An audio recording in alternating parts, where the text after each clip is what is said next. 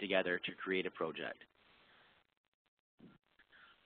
Some of the due diligence issues when it comes to development agreements, and this is really from a project developer's perspective, are, who owns the carbon rights in the area?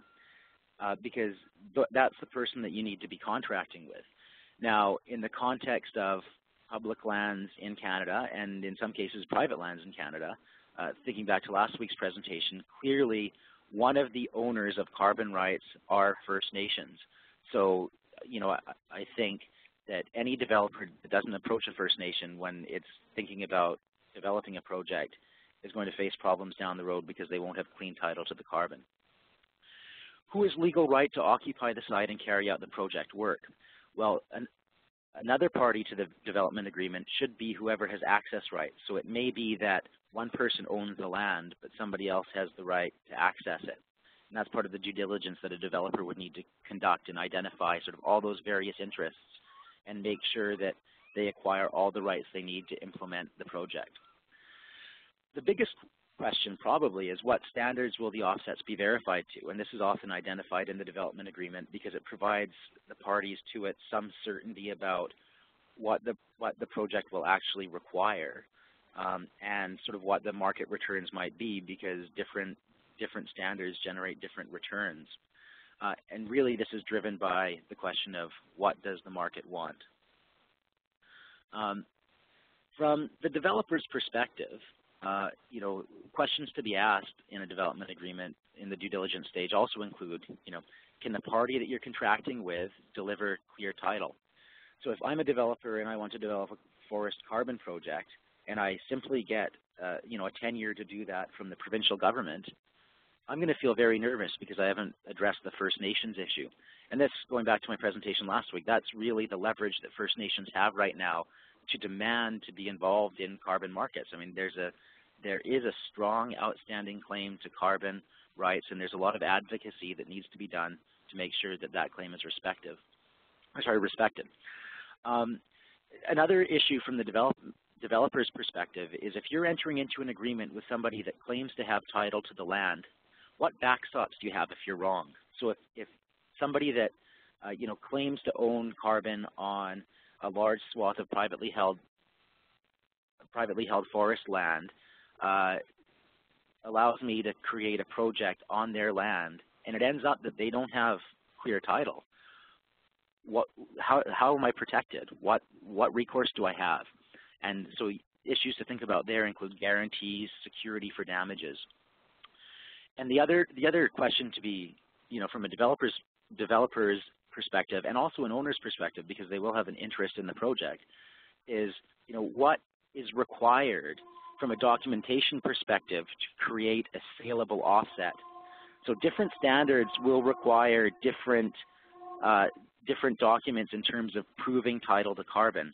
For some, a simple agreement with the province would be sufficient. So, but for others, such as the CCB mechanism, which focuses on eco-co-benefits going to Indigenous peoples, they'll want to see agreements with First Nations. Risk and permanence is also an issue that needs to be addressed in any development agreement between a project developer and the people with the actual interest in the carbon.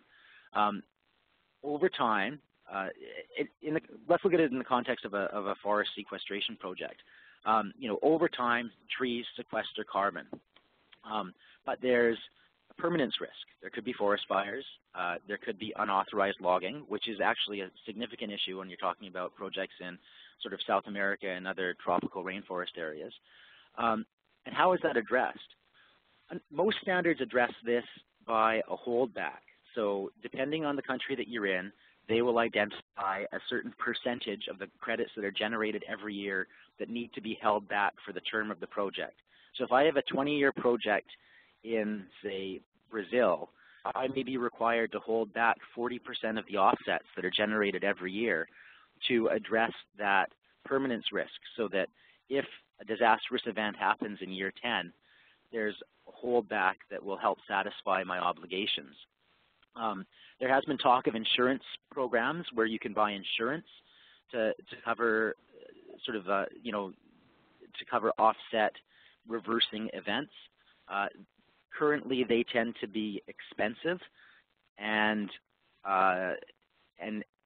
can't be supported by projects in the voluntary markets because the prices that voluntary market credits are receiving aren't high enough to pay the insurance premiums. Stuart pointed this out as well. You know, there's always the issue in terms of carbon project of who bears the risk to third persons. So outside of that reversal risk, there's a bunch of activities that will need to happen on the land. If it's an afforestation project, you might be planting trees. If it's an IFM project, improved forest management, you'll be out there carrying out some type of other forestry activities. If it's a carbon sequestration project, you may be pumping sour gas into underground aquifers with the risk that that gas will bubble up in a farmer's field somewhere far removed from the project. The party that is entering into the contracts with the outside world will be bearing the brunt of most of that risk in most cases. So, you know, from a First Nations perspective, one of the advantages of working with a project developer is that they can bear a lot of that risk. Now, I mean, there's always the threshold question of if there are those risks involved with a project, is it something that the community wants to be involved with? But assuming that you've crossed that hurdle, you know, when you're working with a developer under a development agreement, always ask the question, who bears the risk? How am I protected? How am I protected is important because there's always the chance that even if the developer says that it assumes all the risk, and it says that in the contract, that's only as good as the developer's financial situation. If at the end of the day, the developer has no money to pay out on liabilities, people may come looking to your community. So, you know, these aren't risk-free projects.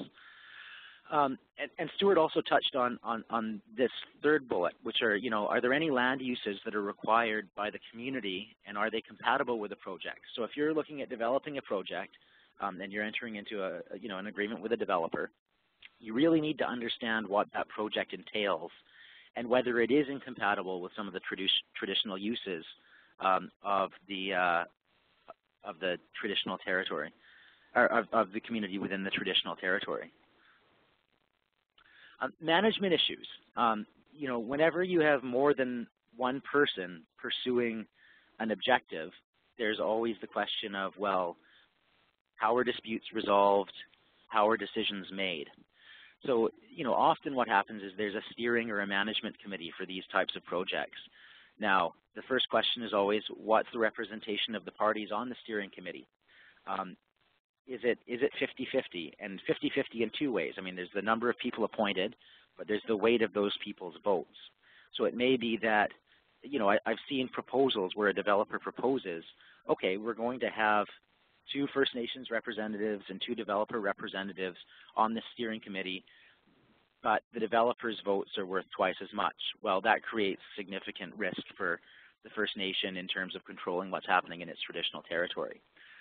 You know, the flip side of that is if there's really only one person within a community that is interested and has the capacity in terms of time and expertise to help implement a project, and they're the only community representative on the management committee, even if their one vote is equal to the vote of the 3 representatives that the developer has, there's a potential in the room in terms of any given decision that they'll feel outnumbered and in a sense bullied. So, you know, those are some things to consider.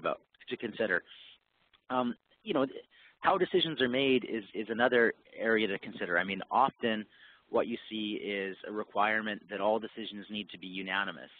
That always sounds, you know, consensus always sounds good at the outset, but be careful because that can always lead to deadlock risk.